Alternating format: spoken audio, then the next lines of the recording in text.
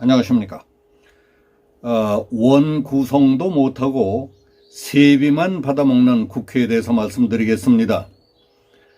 여야가 하반기 원 구성을 놓고 지루한 기싸움을 벌이고 있기 때문에 국회 공백 상태가 장기화되고 있습니다. 당장 처리해야 할 민생 법안이 쌓여가는 가운데 국민을 위해 하루빨리 처리해야 할 법안들은 아직 구성조차 되지 않은 각 상임위원회의 심사를 기다리고 있습니다. 개점 휴업 상태가 지속되면서 협치 대신 대치만 격화되고 있는 국회를 향해 일부에서 세비를 반납하라는 비난이 제기되고 있다고 펜앤마이크가 보도했습니다. 여야 모두 고물가, 고금리, 고환율 등 3고의 경제위기 상황에서 민생을 외치고 있지만은 실제로는 전국 주도권을 잡기 위해 지지층 결집을 노리는 정략에만 치중하고 있다는 비판입니다. 국회의안 정보 시스템에 따르면 5월 30일부터 6월 28일까지 발의된 법안은 415건에 달합니다. 이 법안 가운데는 처리가 시급한 민생 법안들이 많이 있습니다. 대표적인 것은 유류세 조정폭을 현행 30%에서 더 확대하는 법안이 있습니다. 지금처럼 유류값이 급격히 오를 때 정부가 유류세를 더 큰 폭으로 떨어뜨려서 유가 상승에 따른 충격을 완화하자는 내용입니다. 여야는 유류세 조정폭을 50% 또는 70%로 확대하는 안을 앞다퉈 내놓았지만은 아직 논의를 시작도 하지 못했습니다. 여야는 서로 니탓 싸움질에만 열을 올리고 있습니다. 양금희 국민의힘 원내대변인은 여야가 같은 취지로 법안을 낸 만큼 원 구성만 되면 바로 처리가 가능한데 야당의 목리로 처리가 지연되고 있다고 말했습니다. 이수진 더불어민주당 원내대변인은 고유가, 고물가, 국민이 신음하고 있는데 여당이 왜 이렇게 느긋한지 모르겠다며 여당 탓으로 돌렸습니다. 현재 계류 중인 법안만 1만 1000건 이상인 것으로 알려지고 있습니다.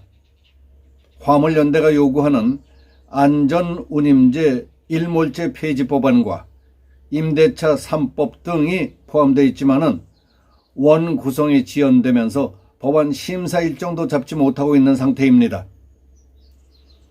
국민의힘이 1호 법안으로 제출한 납품 단가 연동제 법안도 마찬가지입니다. 원자재 가격 상승 압박을 받고 있는 중소기업 입장에서는 처리가 시급하지만 논의를 못하고 있는 겁니다. 이 밖에 저소득 근로자를 위한 근로장려금 제도 확대 법안, 노년 부부에 대한 기초연금액 감액 조정 삭제 법안, 생계급여 수급자 범위를 확대하는 법안 등 민생과 직결된 사안들이 모두 밀려 있습니다. 그럼에도 불구하고 여야는 원 구성을 위한 합의점을 찾지 못하고 있습니다. 특히 법무부까지 헌법재판소에 검수 완박 법안에 대한 권한쟁의 심판을 청구하고 나서면서 타협점 마련은 더 어려워졌습니다. 상황이 이런데도 다수당인 더불어민주당은 안하무인격입니다. 교섭단체 협의 없이 7월 임시국회 소집 요구서를 일방적으로 제출하고 1일 본회의를 강행해 의장단을 단독 선출하겠다고 나오고 있습니다. 더불어민주당 원내수석 부대변인은 진성준 의원은 후반기 원구성 협상과 관련해 국민의힘이 끝내 타협하지 않는다면 불가피하게 국회 정상화 수순을 밟을 수밖에 없다고 말했습니다. 강대강 국면에서 여야가 충돌을 거듭함에 따라 전국이 급격히 냉각돼 가고 있는 상황입니다. 권성동 국민의힘 원내대표는 여야 합의 없는 일방적 본회의의 소집은 지금까지 단 한 번도 없었다고 반발했습니다.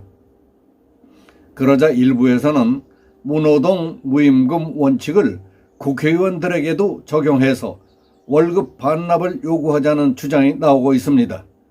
심지어 정치권 내에서도 이런 목소리가 나오기 시작했습니다. 민주당 이원욱 의원은 여야의 원구성 협상 난항 때문에 빚어진 국회 공백이 장기화되자 세비는 매일 의원 1인당 42만 원씩 늘어난다. 다 반납해야 한다고 주장하고 나왔습니다.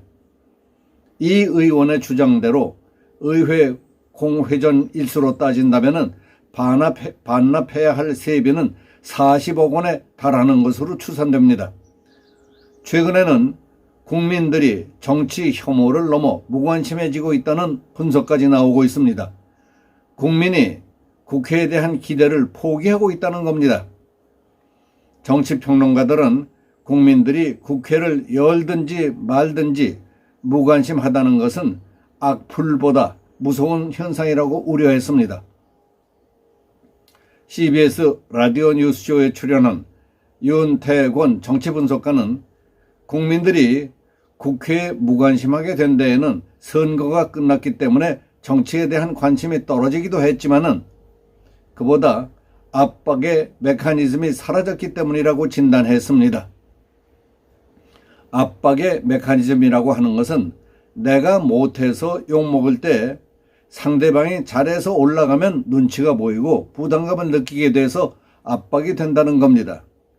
그러나 대통령 지지율이 떨어져도 야당 지지율이 안 올라가는 식으로 양쪽이 다 상황이 좋지 않다면 압박감을 별로 느끼지 않게 된다는 얘기입니다. 따라서 심각한 경제 위기 국면에도 한 달째 공전하고 있는 국회가 제대로 일을 하기 위해서는 세비를 반납하고 대놓고 정쟁을 벌여야 대치 정국을 풀어갈 수 있다는 해법을 설득력 있게 받아들이는 사람들도 많이 있습니다. 여기서 마치겠습니다. 감사합니다.